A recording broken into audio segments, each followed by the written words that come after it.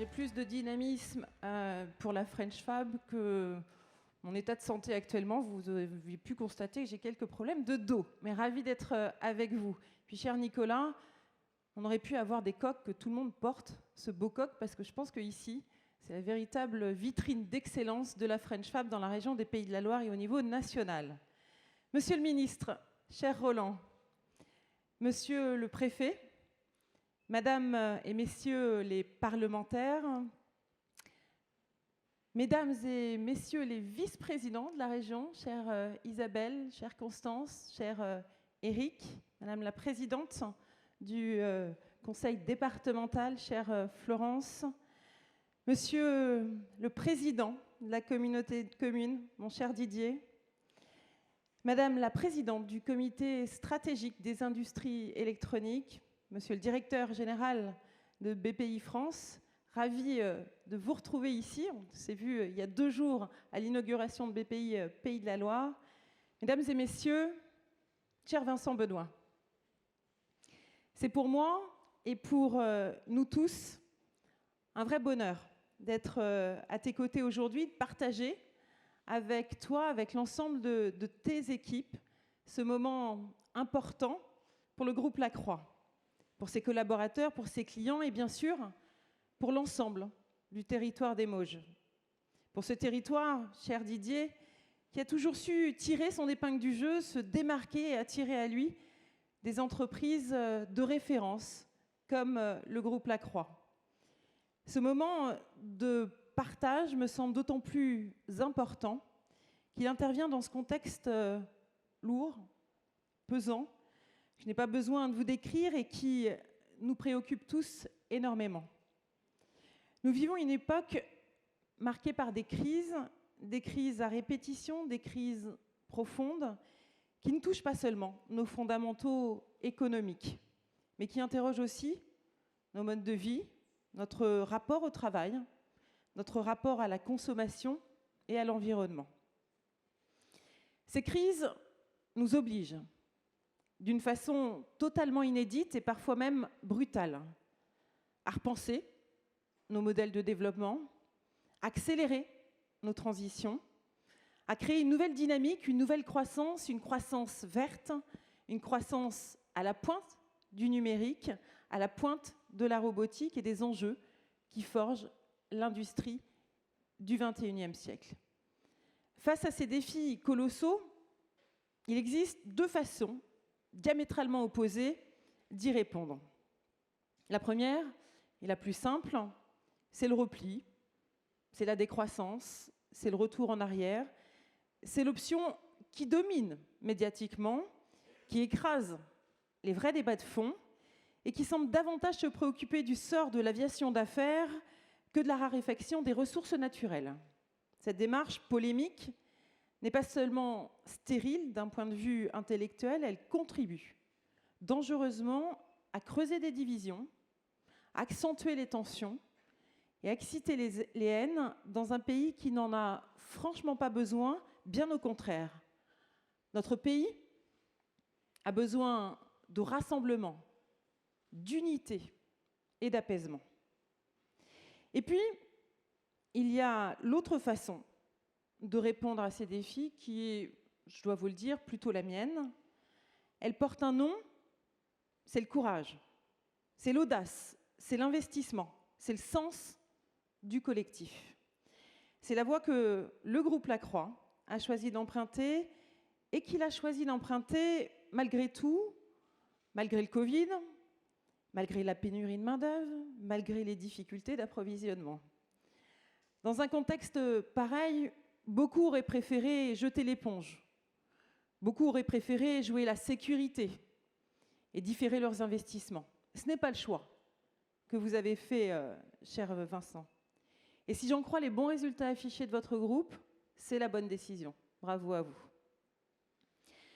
Je suis moi-même issue du monde de l'entreprise. Je lui ai consacré l'essentiel de ma vie professionnelle. Et s'il y a une chose qui m'a marquée en commençant ma vie politique, c'est la façon dont certains responsables publics considèrent un peu vite que les emplois, les richesses, la croissance sont d'abord le fruit de leur propre mérite. Moi, je sais à qui l'on doit les emplois, les richesses et la croissance. Et je sais surtout qu'il faut dire à nos patrons qui investissent, à nos salariés qui travaillent dur, que nous leur devons beaucoup, que nous leur devons le dynamisme et l'attractivité de nos territoires et de notre belle région. Et si je suis aujourd'hui à la tête d'une des grandes collectivités les plus dynamiques de France, taux de chômage le plus faible, création d'entreprises le plus important, pression démographique importante, eh bien, c'est d'abord à vous que je le dois. Grâce à des entrepreneurs comme vous, à des investisseurs qui prennent des risques, à des gens qui placent le courage et l'ambition au-dessus de tout. Notre responsabilité d'acteur public, c'est de vous accompagner, de vous encourager, d'assumer à vos côtés une partie du risque et de vous épauler quand c'est nécessaire. Et ça a été le cas au cours des 2 années, que ce soit au niveau de l'État ou des régions, de venir accompagner nos entreprises. Cet accompagnement, c'est ce qu'a fait la région ici, dans les Mauges, aux côtés du groupe Lacroix, au service d'un projet totalement en face avec nos priorités. Avec les priorités que j'ai fixées avec mon équipe, ces priorités, ce sont l'emploi, la jeunesse et la transition écologique. Permettez-moi juste rapidement de vous en dire quelques mots. L'emploi, Monsieur le ministre, comme vous certainement, il n'y a pas une journée où une entreprise me fait part de ses difficultés de recrutement, quelle que soit sa taille, quel que soit son secteur d'activité. On n'a même plus de métier en tension aujourd'hui. Alors bien évidemment, l'assurance chômage va et ira dans le bon sens. Après, on doit continuer à travailler là encore tous collectivement. Les formations, il n'y a jamais eu autant d'argent sur la formation au niveau de l'État ou des régions pour accompagner les demandeurs d'emploi.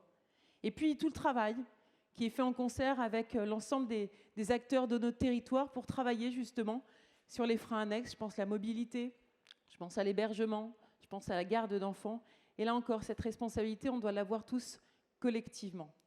La jeunesse, il y a aussi beaucoup de références avec l'emploi et surtout en ces jours de rentrée.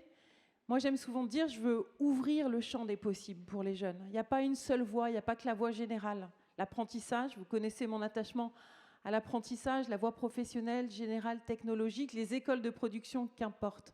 On doit continuer à les accompagner. Là, je m'adresse à vous, chefs d'entreprise. Les jeunes ont besoin de vous. Ces jeunes, ce sont nos futurs chefs d'entreprise dans la région. Ce sont vos futurs salariés. Et prenez ces jeunes en stage, ils ont besoin de découvrir nos entreprises, de découvrir ce que c'est l'industrie, ce qui n'est pas un germinal, mais c'est plutôt, comme le groupe Lacroix, c'est l'industrie du futur. Et puis pour terminer, la transition écologique. On en parle beaucoup et ça ne doit pas être porté d'une manière idéologique ou dogmatique. Là encore, on a cette responsabilité collective, notamment pour les générations à venir, nos enfants ou nos petits-enfants. Mais la transition écologique ou l'écologie que je porte, ce n'est pas celle qui divise, qui oppose aussi les territoires entre les territoires ruraux ou les territoires urbains. C'est celle, encore une fois, qui rassemble, qui apaise et qui unit l'ensemble des acteurs. Et on doit tous l'avoir. Bien évidemment, l'État, les régions, les départements, chère Florence, ou l'ensemble de nos communes. C'est également nos agriculteurs. Et arrêtons, s'il vous plaît, taper sur nos agriculteurs. On a en France l'agriculture la plus durable du monde. Et ils font des efforts conséquents. Mais à nous de continuer à les accompagner, à innover aussi sur ces enjeux-là. Puis vous, chefs d'entreprise, je pense que c'est important, on parle de décarbonation. Là aussi, vous avez toute votre place à prendre sur la transition écologique. Et puis aussi nos concitoyens sur des gestes du quotidien. Voilà quelques mots sur ces priorités, mais qui sont pour moi essentielles. Et ces 3 priorités, emploi, jeunesse, transition écologique, ce projet, cher Vincent, les incarne totalement par la création des emplois, par l'enracinement de ces emplois dans le territoire, cher Didier, par la construction de ce bâtiment de référence environnementale, et puis par la volonté de jeter des passerelles entre le monde académique, avec l'apprentissage et avec les centres de recherche.